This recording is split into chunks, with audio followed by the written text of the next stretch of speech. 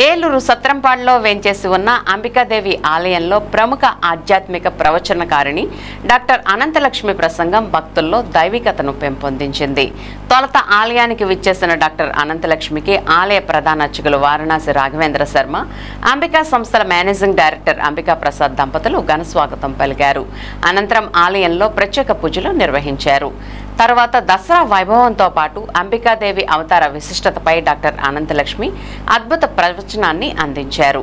ఈ సందర్భంగా దసరా శరన్నవరాత్రి ఉత్సవాల కరపత్రాలను ఆవిష్కరించారు. కార్యక్రమంలో సచివాడ దుర్గాప్రసాద్ తదితరులు పాల్గొన్నారు.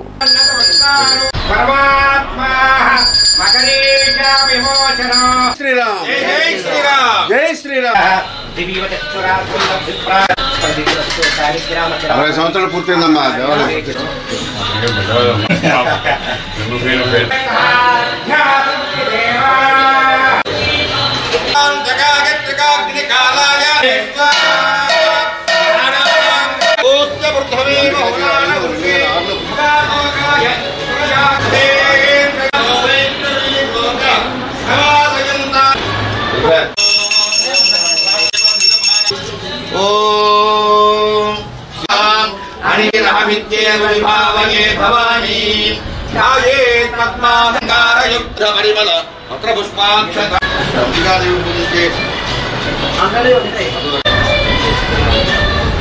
సంప్రదాయం ఇంకా బాగుంది. అన్ని కూడా మతాలు మనల్ని ఎంతో అంబికాదేవి ఆలయ వింశతి 20వ దసరా కరపత్రాల విడుదల. అంబికా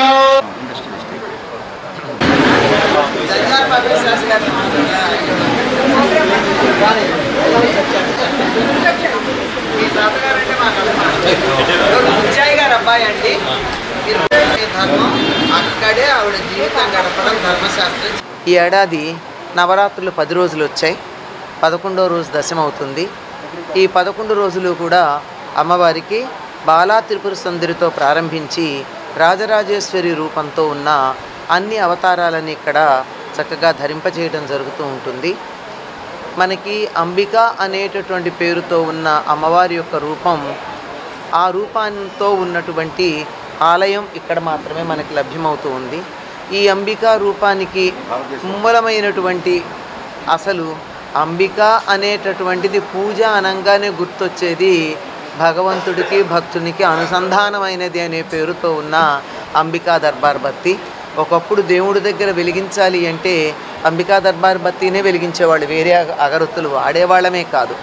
అటువంటి ఆ అంబికా దర్బార్ బత్తి వారి యొక్క నిర్వహణలో చక్కగా స్థాపించబడినటువంటి ఈ అంబికా దేవాలయానికి, భగవంతుడికి భక్తుడికి అనుసంధానంగా ఉండేటటువంటి ఈ దేవాలయానికి అందరూ వచ్చి ఈ 11 రోజులు జరిగే దసరా ఉత్సవాల్లో పాల్గొని ఆ అంబికాదేవి యొక్క అనుగ్రహానికి పాత్రులవ్వాలి అని భక్తులందరినీ కోరుకుంటున్నాం.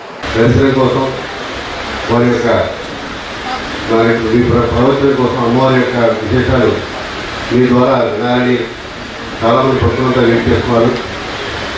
మీకోసం ఇంటిగా 1 గంట నుంచి చూస్తున్నారు. మీరు 1 గంట కార్యక్రమం చెప్పగలరని, ఎందుకంటే ఎప్పుడు మీరు దాంట్లో 10 రోజులు వచ్చిన తర్వాత సంతృప్తిగా ఉండాలి. అందరికీ మీకు చెప్పే విషయం అంతా సంతృప్తిగా ఉంటుంది. 1 గంట కార్యక్రమం ఉంది. లేకపోతే జాతగా మధ్యం వాద